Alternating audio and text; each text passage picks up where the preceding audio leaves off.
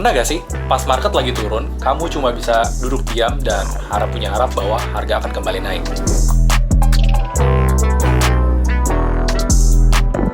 Hey Sobat Cuan, welcome to Peluang's video about short option. Di sini kita bakal kupas tuntas apa itu short options, bedanya short options dengan long options, short call dan short put. Dan plus kenapa trader lebih memilih untuk trading short options. Oke, kalau kamu nonton di video series options sebelumnya, pasti udah familiar sama yang namanya long options, yaitu kamu membeli kontrak options buat profit kalau harganya naik atau turun sesuai ekspektasi kamu. Nah, tapi itu cuma satu sisi dari dunia options saja. Nah, ada sisi lain nih yang nggak kalah menariknya, yaitu short options, atau yang biasa disebut dengan options selling. Singkatnya, dengan strategi ini, kamu bisa tetap cuan saat marketnya lagi naik, turun, bahkan lagi stagnan. Dengan short options, kamu bisa juga cuan dari saham yang udah kamu punya atau kamu hold. Oke Sobat Cuan, sekarang kita langsung aja masuk ke intinya. Sebenarnya apa sih itu short options? Nah, setelah kita tahu tentang long options, itu adalah beli kontrak buat profit kalau harganya naik atau harganya turun. Nah, short options adalah sisi sebaliknya. Kita menjual kontrak options tersebut. Dalam transaksi options trading, penjual dikenal sebagai nama options writer atau sebagai seller. Saat mengambil posisi short atau sell to open, kamu itu tidak memegang hak sebagai pembeli, melainkan punya kewajiban untuk menjual atau membeli underlying aset tersebut jika pembelinya mengeksekusi kontrak tersebut. Nah, sebagai gantinya, penjual langsung menerima premi di awal, dan premi inilah yang menjadi sumber pendapatan awal sekaligus laba maksimum dari short options. Nah, di video pertama tentang options, kita sempat membahas bahwa membeli options bisa dianalogikan seperti membeli rumah dengan nomor urut pemesanan atau NUP. Nah, sebagai pembeli, kamu memiliki hak untuk jadi membeli rumah tersebut atau tidak, tergantung kondisi saat mendekati tanggal jatuh temponya ya.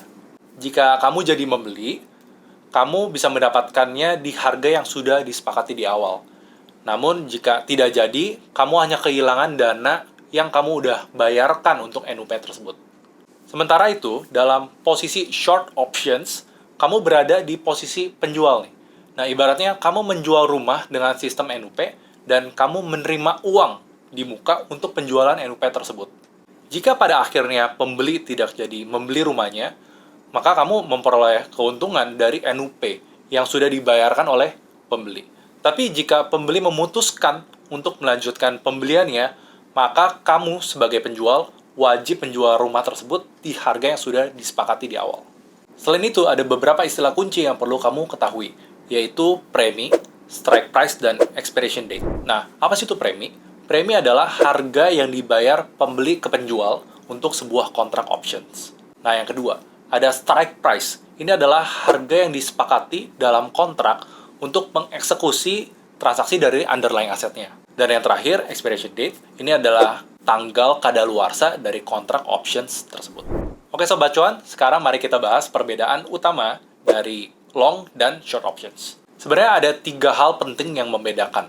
Yang pertama adalah hak dan kewajiban, setelah itu penerimaan premi, dan ekspektasi pergerakan harga. Kalau kamu ambil posisi long options, kamu membeli kontrak dan punya hak untuk profit kalau harganya bergerak naik sesuai dengan ekspektasi kamu. Nah, sebagai pembeli, kamu membayar premi di awal. Keuntungannya bisa besar saat harga underlying-nya bergerak naik, bahkan jika di atas harga strike price-nya. Tapi kerugiannya terbatas, yaitu sebesar premi yang kamu bayarkan. Sebaliknya, kalau short options, kamu menjual kontrak atau menulisnya sebagai options writer. Sekarang, di mana letak keuntungan kamu sebagai options writer atau penjual kontrak? Oke, sebagai options writer, kamu akan menerima premi di awal, yang merupakan laba maksimal kamu. Tapi, sebagai penjual, kamu juga punya kewajiban nih, untuk memenuhi kontrak jika pembeli mengeksekusi kontrak tersebut. Nah, risiko kerugiannya bisa sangat besar, tergantung dari pergerakan harga tersebut. Jadi intinya, long options adalah membeli hak dengan membayar premi. Short options, kamu menjual kontrak untuk menerima premi. Tapi, kamu melaksanakan kewajibannya, yaitu menjual atau membeli saham underlying-nya. Oke, singkatnya, dengan short options ini, kamu berharap harga tidak bergerak terlalu jauh dari harga strike price-nya. Sekarang kita masuk ke mekanisme kerjanya. Dalam short options, ada dua skenario utama yang perlu kamu pahami. Yang pertama adalah short call, dan yang kedua adalah short put. Kita mulai dari yang pertama dulu ya, yaitu short call. Nah, short call adalah strategi saat kamu menjual kontrak call options dengan ekspektasi harga sahamnya akan stagnan atau turun. Jika harga sahamnya tetap di bawah strike price hingga expiration date, kontrak options akan kadaluarsa kan, dan premi tersebut akan menjadi keuntungan kamu. Namun jika harganya melonjak jauh di atas strike price, kamu tetap wajib menjual di harga strike price dengan potensi kerugian yang pastinya akan sangat besar.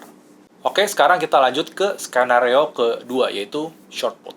Nah, short put ini kebalikannya ya dari short call. Kamu menjual kontrak put options dengan ekspektasi harga sahamnya akan stagnan atau akan naik. Jika harga sahamnya tetap di atas strike price hingga expiration date, options akan kadaluarsa. Dan sekali lagi, preminya ini akan jadi keuntungan kamu. Namun jika harganya jatuh di bawah strike price, kamu wajib beli saham di harga strike price, yang dimana risiko ruginya juga bisa besar sekali. Nah, biar lebih gampang, kita ringkas ya perbedaannya.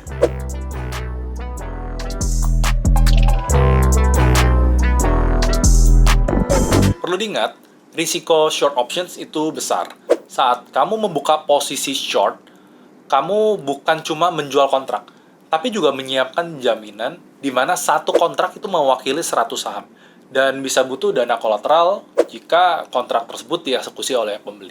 Karena itu, short options umumnya tidak cocok untuk pemula dan membutuhkan pemahaman risiko serta manajemen yang lebih matang. Oke, walaupun punya risiko yang besar, short options tetap jadi strategi yang cukup populer ya di kalangan para trader dan investor yang berpengalaman. Ada beberapa alasan utamanya nih. Nah, alasan yang paling utama adalah trader menjual options untuk mendapatkan tambahan penghasilan dari premi. Saat kamu menjual kontrak options, kamu langsung menerima uang tunai kan di awal. Dan kalau sampai expiration date, option tersebut tidak dieksekusi atau gerakan harga tidak sebesar ekspektasi posisi long, premi itu akan menjadi profit. Strategi ini sering dipakai oleh trader yang sudah punya aset. Oke, kita langsung ke contohnya ya. Jadi, kamu sebagai pemegang saham Nvidia contohnya, di harga $182, sebanyak 100 lembar. 1 bulan kemudian, harga sahamnya turun sampai 178, atau turun sekitar 2%.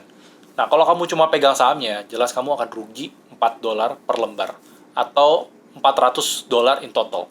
Tapi di saat yang sama, kamu juga buka posisi short call dengan strike price $185, dan kamu akan dapat premi $9,1 per kontrak. Artinya, walaupun harga saham tersebut turun, premi dari short call ini tetap jadi milik kamu.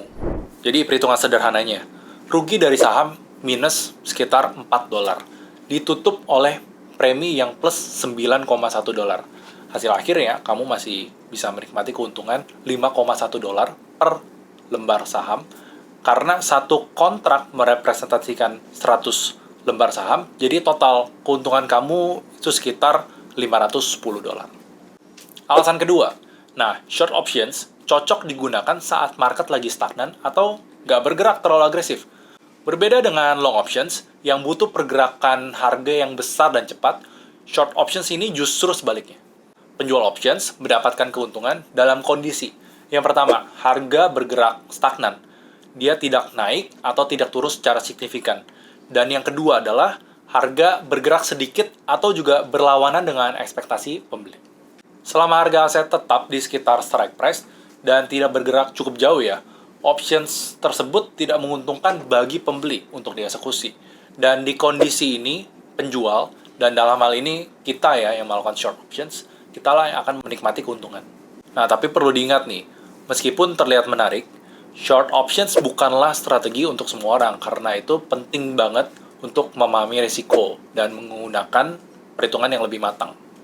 Jadi, intinya, short options bukan soal menebak harga bakal naik atau turun sejauh mungkin, tapi ini soal memahami probabilitas, risiko, dan ekspektasi pergerakan harga. Dan strategi ini pastinya bisa kasih kita tambahan penghasilan lewat premi. Tapi juga datang dengan kewajiban yang harus benar-benar kita pahami ya. Karena itu, short options lebih cocok buat trader yang sudah siap dengan resikonya, bukan sekedar ikut-ikutan aja. Pahami mekanismenya, ukur resikonya, dan pastikan strateginya sesuai dengan tujuan trading kamu. Nah, itu dia penjelasan tentang short options di peluang. Sekarang kamu udah tahu apa itu short options, dan cara kerjanya yang terakhir adalah resikonya. Jadi, sebelum mulai, pastikan kamu benar-benar paham strateginya. Oke, jangan lewatkan seri video short options berikutnya. Thank you, see you in the next video.